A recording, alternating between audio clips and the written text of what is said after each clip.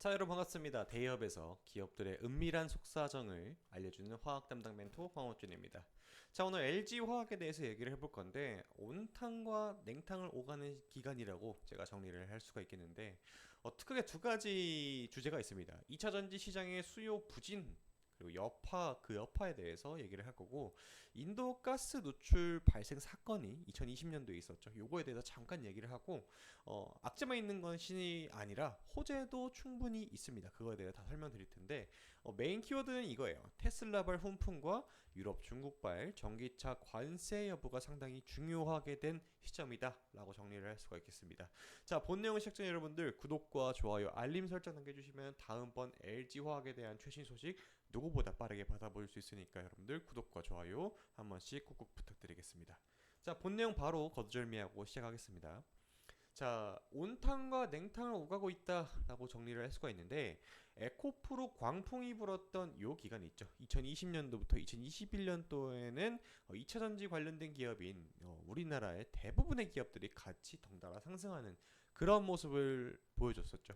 그때는 사실 어느 정도 광기의 영역이었기 때문에 주가가 기업 자체의 밸류에이션을 이상으로 주가가 상승하는 듯한 그런 모습을 보여줬었죠.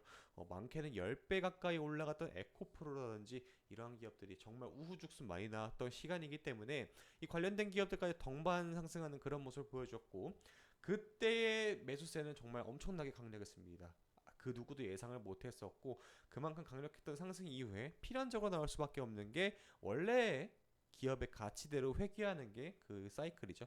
그러면서 이렇게 하락을 했는데 사실 폴리머스 인디아 가스 누출 사고는 2020년도에 발생했던 사건인데 이번 연도에 들어와서 이것에 대해서 약 200억 정도의 배상금을 지불하게 되면서 인도 뉴스는 조금 이제 잠식이 되었죠. 그러고 나서 이제 주가가 흘러내리냐? 또 그것도 아니었습니다.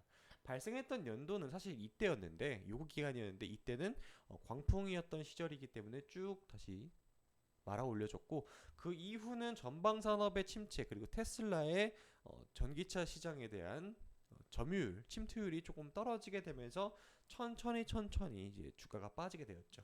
상승했던 이유의 대부분의 원인이 에코프로의 광풍이었기 때문에 에코프로의 주가가 조정이 받게 되면서 동반 조정이 나왔던 그러한 상황이었고 그 이유는 잠깐 반등이 나오는 듯한 그런 모습을 보여줬지만은 끝내 추락을 하는 듯한 그런 모습 보였습니다. 여러분 이거 월봉이에요, 월봉. 그래서 상당 기간 동안 상승을 했고 아주 긴 시간 동안 조정이 이었기 때문에 어느 정도 바닥권을 만들어주는 그런 캔들을 만들어주고 지금 현재 주가가 형성이 되어 있다로 볼 수가 있는데 이 부분에 대해서 왜 이렇게 주가가 과도하게 빠졌느냐라는 의견들이 상당히 많았습니다. 그도 그럴 게 중국 시장에서도 이 테슬라의 중국 점유율 침투율에 대해 상당히 고민이 많았겠죠. 자국 내 전기차 기업들도 분명히 있을 텐데 테슬라가 그것도 외국 기업이 돈을 벌어가니까 이 부분에 대해서 중국 정부는 어떻게 대응을 했느냐? 중국 시장에서도 분명하게 전기차 기업들이 되게 많습니다. 그 중에 비아디라는 기업이 있는데 사실 저가 봐도 이제 디자인은 좀 이쁘게 잘 나오긴 했습니다. 뭐 성능 부분은 관심이 없어갖고 찾아보진 않았지만은 중국 정부가 테슬라의 점유율을 줄이기 위해서 보조금을 많이 지급을 했어요. 거기다가 어떤 걸 같이 동시에 가동했느냐? 이구환신 옛날 것들은 모든 걸 다 바꿔라 해가면서 내수 경제 활성화에 대해서 되게 돈을 많이 풀었습니다. 중국 정부가. 그렇게 되면서 우리나라도 예전에 테슬라를 구매를 했을 때 전기차로 전환을 했을 때 보조금을 되게 많이 지원을 해줬기 때문에 싼 값에 매우 많이 들어오던 그런 시기가 있었죠.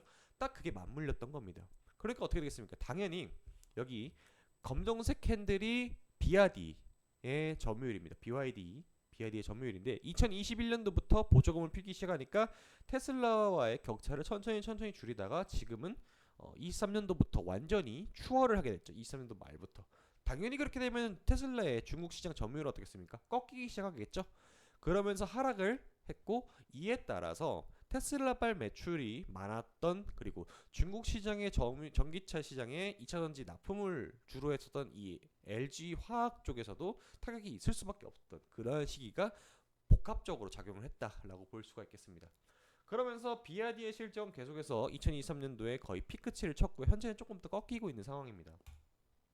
자, 그런데 왜 이렇게 하락을 했느냐? 그리고 테슬라는 그동안 가만히 있었느냐? 아니죠. 일론 머스크가 2023년도부터 계속해서 중국 정부와 러브콜을 되게 많이 보내줬습니다. 어, 저는 개인적으로 봤을 때 이 일론 머스크가 자율주행을 어떠한 매개체로 해가지고 중국 정부와 뭔가 커넥션이 있어가지고 예를 들어서 중국 인민들한테 자율주행을 하게 되면서 취합된 데이터를 제공한다더니 뭐 이런 루머도 상당히 많았습니다. 물론 그 저는 순전히 더 뇌피셜이긴 하겠지만은 중국 시장에서도 이 테슬라한테 굳이 보조금을 줘가면서까지 우호적인 관계를 어떠한 이득이 있었기 때문에 분명히 그렇게 했을 텐데 그게 무엇인지를 아마 내부 사정들은 저도 잘 모르겠지만은 이들은 뭔가 뒤에서 커넥션이 있었다. 라고 할 정도로 BYD의 보조금을 낮추고 테슬라의 보조금을 높여주는 효과를 가져왔습니다. 그렇게 되면서 테슬라의 주가는 당연히 반등을 했는데요. 2023년도 연간 인도량이 총 180만 8,581만 대로 전년 대비 약 31% 증가를 했는데 테슬라가 작년에 4분기 때 그러니까 이제 BYD의 점유율이 요때 이제 꺾이기 시작했다. 요때 이제 위기의식을 느꼈는지 뭔지 모르겠지만은 이때를 기점으로 해서 48만 대를 기록을 했다고 합니다. 테슬라가. 그러니까 이제 이번에 계속해서 이제 일론 머스크가 중국을 방문을 하게 되면서 친중 노선을 타게 되면서 얻어가는 효과가 상당히 많았다. 그러면서 주가는 어떻게 됐습니까? 실질적으로 여러분들 이 테슬라 또한 반응이 왔던 거는 2024년도 4월이에요. 얘가 일론 머스크가 중국을 가서 계속 러브콜을 보냈던 게 23년도 3분기 때부터입니다. 거듭 한 6개월 정도, 반년 정도가 딜레이가 있고 주가는 반등을 했다라고 볼 수가 있죠. 실제 바닥권 대비했을 때 약 92% 정도 상승을 했습니다. 그렇기 때문에 강력한 추세 전환이 지금 일어나고 있는데 이 효과를 지금 LG 화학 쪽에서도 가져와야 되는데 이걸 잘 갖고 오지 못하고 있는 상황이 문제가 된다라는 거죠. 2024년도에 LG화학이 주가가 약 5%밖에 상승을 하지 못했습니다. 반면 아까 보셨듯이 테슬라 자체는 92% 정도 상승을 했거든요. 좀 이게 아쉽다라는 겁니다. 이런 부분에 대해서 되게 복합적인 평가가 많이 오가는데 뒤에서 한 번 더 언급하겠지만 저는 투자 심리가 상당히 위축됐다라고 보고 있는데 LG 화학 자체는 계열사인 이제 LG 엔솔이 르노랑 LFP 배터리, 리튬 인산철 배터리를 2025년도까지 계약을 했고요. 그래서 이제 유럽 시장에 대한 좀 진출도 좀 노려볼 만하고 그리고 LG 화학 자체에서도 호재가 있습니다. 골관 전염 치료 신약 여기 이제 보이시죠? 제가 살짝 여기 시노비안이라는 이 중국 시장에 이제 골관절염 치료 신약이 약 2천억 원 정도의 규모입니다. 요거 이제 진출을 하기 시작을 했으니까 요거에 대한 매출이 이제 슬슬 올라오고 반응을 하는 건데 문제는 투자자들이 도대체 이게 테슬라만 보더라도 6개월 뒤에 주가에 반응이 왔기 때문에 LG 에너지 솔루션은 얼마나 더 눌리고 나서 출발을 할지는 아무도 모르는 겁니다. 여기서 진짜 극적인 반전을 일으킬 만한 어떠한 매개체가 필요한데 요즘 들어서 이게 좀 쉽지가 않아요. 왜 그러냐면은 2차전지 시장이 좀 반등이 나온다 싶을 때쯤이면 꼭 먼저 움직여주는 게 에코프로가 움직여주는 건 당연하고 그 다음에 좀 반응이 오는 게 포스코홀딩스가 반응이 옵니다. 그래서 이 둘을 상당히 많이 비교해요. LG화학하고 포스코홀딩스 이 두 가지를 되게 많이 비교를 하는데 큰 차이는 없습니다. 여기 시가총액을 제가 갖고 왔는데 포스코홀딩스도 주가가 눌렸었어요. 그리고 지금 오늘 7월 11일 기준으로 했을 때 5% 상승 근데 LG화학은 3% 정도 상승을 하고 있습니다.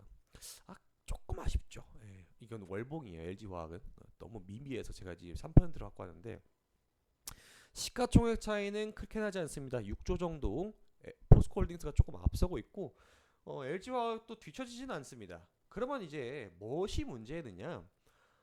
딱히 뭐 문제는 없습니다. 둘이 이렇게 투자를 했을 때 사람들이 매수세가 붙어주냐 안 붙어주냐는 이 인식이 달려있거든요. 얘는 투자를 했을 때 돈 못 버는 애야 라는 인식이 박혀버리면은 이걸 바꿔줄 만한 어느 정도 기폭제가 될 만한 사건이 발생해줘야 되는데 아직은 이제 호재라고 판명할 수 있는 사건이 아직은 좀 미비하다라는 평가가 상당히 지배적입니다. 그래서 이 부분을 좀 상기할 만한 어떤 이벤트가 필요한데 앞서 설명드렸듯 요점 정리를 좀 들어가면은 테슬라발 전기차 수요 증대가 첫 번째로 이 모멘텀을 바꿔줄 만한 어떤 기회로 작용할 수가 있고 르노와의 LFP 공급 계약 또한 호재가 될 수 있고 중국의 2천억 정도 규모의 골과전용 치료 신약 진출 또한 상당히 좋은 호재다라고 볼 수 있습니다. 다만 이 모든 게 주가에 반영이 돼서 움직여주기까지는 투자자들의 심리적인 요인이 매우 크게 작용하는 주가의 상황이기 때문에 또 이제 경쟁자가 이미 있죠. 그렇기 때문에 이 부분에 대한 개선이 된다라고 하게 되면은 상당히 주가는 긍정적인 부분으로 바라볼 수 있지만은 이게 언제 개설될지는 아직까지는 좀 미비하다라고 볼 수 있습니다. 여러 가지 과거의 사건들을 지금 정리해 나가는 시간이기도 하기 때문에 이 부분에 대해서 턴어라운드하는 정보가 있다라고 하게 되면 제가 바로바로 여러분한테 전달해 드릴 테니까 여러분 뭘 해야 되죠? 구독과 좋아요를 눌러주시면은 다음번 LG화학의 최신 소식 제가 바로 가져다 드리겠습니다.